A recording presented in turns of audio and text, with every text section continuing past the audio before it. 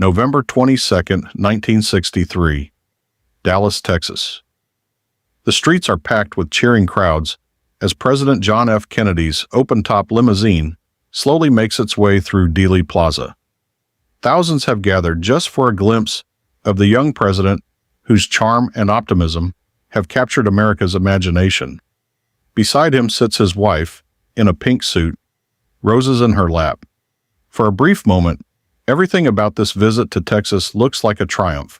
Then, just after 12:30 in the afternoon, 3 gunshots shatter the celebration. Within minutes, the President of the United States is fighting for his life. Less than an hour later, doctors pronounce him dead. The news breaks across the country almost instantly, and the assassination of John F. Kennedy shocks not only America, but the entire world. Millions will forever remember exactly where they were when they heard. It's a strange ending for a man who was never even supposed to become president in the first place. He was so often bedridden as a child that his own father assumed it would be his older brother who would one day run for office, not him. He nearly died in the Pacific during World War II, and he was quietly diagnosed with the disease, so serious that the doctor who found it reportedly told a friend of Kennedy's he hasn't got a year to live. And yet John Fitzgerald Kennedy would go on to become one of the most beloved, most photographed presidents in American history. This is the story of his life. From a privileged but demanding childhood in Massachusetts, through a presidency that stared down nuclear war, to Camelot, and finally to Dallas. John Fitzgerald Kennedy was born on May 29, 1917, in Brookline, Massachusetts. The second son of Joseph P. Kennedy Sr. and Rose Fitzgerald Kennedy. Joseph was a self-made businessman whose fortune grew through banking, investments, and Hollywood ventures. Rose was the daughter of Boston's former mayor. Together they raised 9 children, and every one of them was expected to excel. Competition wasn't encouraged in the Kennedy household. It was demanded. Winning mattered. Excuses did not. That expectation, at first, wasn't placed on Jack. The oldest son, Joseph Kennedy Jr., was the one groomed from birth for greatness. Strong, athletic, confident, and in his father's eyes, destined for the White House one day. Jack, by contrast, spent much of his early childhood in bed. At just 2 years old, he nearly died of scarlet fever, and it was the first of what became a lifelong pattern. Chronic stomach problems, infections, severe back pain, and long hospital stays that kept him out of school for weeks at a time, so often that his siblings joked that if a mosquito bit Jack, the mosquito would be the one to die. Doctors couldn't even predict whether he'd enjoy a healthy adulthood, and it would be years before anyone identified the real culprit behind many of his ailments. While other boys spent their afternoons on playgrounds, Jack found himself confined to bed with books for company. And ironically, those quiet hours helped shape the future president. He developed an enormous appetite for history, biography, and political strategy that would stay with him for life. Still, he wasn't exactly a model student. At Choate, the elite boarding school his father sent him to, Jack built a reputation for being witty, mischievous, and occasionally rebellious, co-founding a small group of friends who called themselves the Muckers Club for the sole purpose of needling the school's headmaster. His grades were mediocre at best, and yet in a twist that would echo throughout his life, his graduating class voted him most likely to succeed, not for his grades, but for something harder to define, an effortless charm and a sharp wit that made people like him even when he'd just broken every rule in the building. For years, Jack lived quietly in his older brother's shadow.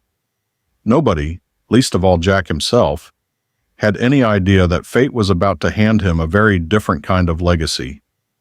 He enrolled at Harvard in the fall of 1936 and was not, by his own admission, a particularly serious student at first. But in 1939, with war clouds gathering over Europe, his father was serving as U.S. ambassador to Britain, and Jack spent time there watching firsthand as the continent slid toward catastrophe. touring Nazi Germany, sitting in the House of Commons as Neville Chamberlain justified his policy of appeasement. He turned everything he witnessed into his senior thesis, Why England Slept, an analysis of Britain's unpreparedness for war. His father helped get it published, and to everyone's surprise, it became a modest bestseller. At 23, before he'd held a single day of public office, Jack Kennedy was already a published author with his name in American newspapers. But neither he nor anyone in his family knew that events unfolding across the Atlantic were about to change the course of his life forever. When the United States entered World War II after Pearl Harbor, Jack was determined to serve. There was just one problem: his health. Military doctors initially considered him unfit for service. But with help from family connections, he was accepted into the Naval Reserve and was eventually given command of a patrol torpedo boat in the Pacific, PT-109. Then in the early hours of August 2, 1943, disaster struck. While patrolling near the Solomon Islands under cover of darkness, PT-109 was rammed at high speed by a Japanese destroyer, splitting the small wooden boat clean in two. 2 of Kennedy's crew were killed instantly, and the survivors were thrown into burning water, miles from any friendly shore. Kennedy refused to accept defeat. Despite re-injuring his already damaged back, he organized the survivors and led them toward the nearest island, gripping the strap of a badly burned crewman's life jacket in his teeth and towing him through the water for hours. Stranded for nearly a week, with almost no food or water, Kennedy repeatedly swam out into open water at night, searching for rescue, at one point carving a message into a coconut shell that local islanders smuggled to American forces. All 11 surviving crew members made it home alive. For his leadership under fire, Kennedy received the Navy and Marine Corps Medal along with the Purple Heart. Almost overnight, the sickly young officer many had underestimated became a genuine American war hero. Though Kennedy himself rarely spoke about it, often brushing off praise with a joke. It was involuntary. They sank my boat. He kept that coconut shell, encased in plastic, on his desk in the Oval Office for the rest of his life. While Jack's own reputation was rising, tragedy reshaped the entire family's trajectory. In August 1944, his older brother Joe Jr., still considered the family's future political star, was killed when his aircraft exploded during a dangerous bombing mission over the English Channel. He was 29 years old. The loss devastated the family, and almost without warning, the political future once meant for Joe Jr. shifted onto Jack. A responsibility he'd never sought, but increasingly felt obligated to accept. In 1946, at just 29, Jack Kennedy ran for Massachusetts's 11th Congressional District, campaigning tirelessly through working-class neighborhoods and union halls, and won comfortably. Behind the confident public image, though, he was hiding something serious. In September 1947, barely a year into his first term, he collapsed while traveling in London, and doctors finally identified the source of his lifelong ailments. Addison's disease, a rare, and, at the time, often fatal disorder of the adrenal glands. He kept the diagnosis a closely guarded secret and simply pressed on. 6 years later, in 1952, he made his biggest political gamble yet, challenging the popular Republican incumbent Henry Cabot Lodge Jr. for a U.S. Senate seat almost nobody thought he could win, and won it anyway, becoming, at 35, one of the Democratic Party's fastest rising stars. The pain never really let up. A near-fatal spinal surgery put him back in a hospital bed for weeks, and he used that recovery to write Profiles in Courage, a book that went on to win the Pulitzer Prize and introduce him to millions of Americans who'd never heard him speak. By 1953, he'd married Jacqueline Bouvier, and by January 1960, with the Cold War intensifying and the country hungry for new leadership, he announced the biggest gamble of his life. A run for President of the United States. Critics doubted a 43-year-old senator had enough experience. Others believed America would never elect a Catholic president. A prejudice Kennedy confronted head-on, telling a room of Protestant ministers in Houston that he believed in an America where the separation of church and state is absolute. But the moment that actually decided the race happened inside a television studio in the first ever televised presidential debate, watched live by nearly 70 million Americans. Radio listeners thought Nixon had edged the debate on substance, but television viewers saw something entirely different. Kennedy looked calm and composed, while a pale, sweating Nixon looked visibly uncomfortable under the studio lights. For millions watching at home, Kennedy simply looked presidential, and it reshaped how campaigns would be run for the rest of the century. When the votes were counted on November 8, 1960, the result was astonishingly close. Kennedy won the popular vote by little more than 100,000 ballots out of nearly 69 million cast, one of the narrowest victories in American history. At 43, he'd become the youngest man ever elected President of the United States. On January 20th, 1961, beneath freezing skies in Washington, Kennedy delivered one of the most memorable inaugural addresses in American history. Ask not what your country can do for you. Ask what you can do for your country. The words resonated around the world, and his administration, filled with young academics and policy experts, was soon dubbed the New Frontier. Optimism filled the air, but governing proved far harder than campaigning. Barely 3 months into office, Kennedy inherited a secret, CIA-backed plan to invade Cuba and remove Fidel Castro from power. He reluctantly approved it, hoping for a quick success. Instead, when nearly 1,400 Cuban exiles landed at the Bay of Pigs in April 1961, the invasion collapsed within 3 days, leaving the U.S. internationally embarrassed and Castro stronger than ever. Rather than blame his advisors, Kennedy publicly took responsibility. "Victory has 100 fathers," he later remarked, "and defeat is an orphan." The failure changed the way he made decisions for the rest of his presidency, making him far more skeptical of military advice and far more insistent on hearing opposing views before acting. It was a lesson that would prove invaluable within little more than a year, because in October 1962, the world came closer to nuclear war than at any other point in human history. American spy planes discovered that the Soviet Union, under Nikita Khrushchev, was secretly installing nuclear missiles in Cuba, close enough to strike most major American cities within minutes. For 13 days, the world held its breath, while Kennedy and his advisors debated how to respond. Some in the military pushed for immediate airstrikes or a full invasion, either of which risked triggering direct nuclear war. Kennedy, remembering the Bay of Pigs, resisted the pressure and instead ordered a naval blockade, publicly demanding the missiles be removed while opening a tense, secretive back-channel of negotiation with Khrushchev.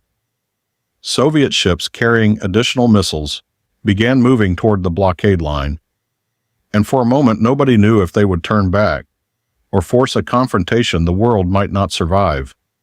They turned back, but the crisis wasn't over yet. An American U-2 spy plane was shot down over Cuba, killing its pilot, and for a moment it looked as though events could spiral beyond anyone's control. Still, after days of tense, secret negotiation, Khrushchev agreed to remove the missiles, in exchange for a public U.S. pledge not to invade Cuba and a quiet promise to pull American missiles out of Turkey. The crisis ended without a single shot fired between the two superpowers. Kennedy emerged from it transformed, from an untested young president into a leader who had steered the world back from the edge of annihilation. The following year, the U.S., Soviet Union, and Britain signed the Limited Nuclear Test Ban Treaty, the first major arms control agreement of the entire Cold War. Kennedy's presidency was also defined by a bold vision for American achievement beyond Earth itself. In May 1961, he announced before Congress a goal that seemed almost impossible: landing an American on the moon before the decade was out. "We choose to go to the moon," he'd declare a year later at Rice University, "not because it is easy, but because it is hard." It was a direct answer to the Soviet lead in the space race, and it committed the full weight of American industry and science to a goal Kennedy himself would never live to see realized. Domestically, Kennedy's presidency coincided with the growing force of the civil rights movement. For much of his early presidency, he moved cautiously, wary of alienating powerful Southern Democrats in Congress. But as violence against civil rights demonstrators escalated through 1963, his position hardened. In June of that year, he delivered a televised address calling civil rights a moral issue, announcing what would become the Civil Rights Act, legislation he would not live to see signed into law. That same month, Kennedy traveled to Berlin, a city sliced in two by a concrete wall the Soviets had raised 2 years earlier, splitting families and neighborhoods overnight to trap East Germans behind the Iron Curtain. He stood on a platform overlooking that wall, in front of a crowd of hundreds of thousands of West Berliners packed into the square below, and delivered a line in German that the crowd erupted at before he'd even finished translating it. "Ich bin ein Berliner." I am a Berliner. It was a direct, defiant declaration of solidarity with the people trapped on the other side of that wall, and it became one of the most famous speeches of the entire Cold War. By the fall of 1963, Kennedy stood at the peak of his popularity. The missile crisis had passed.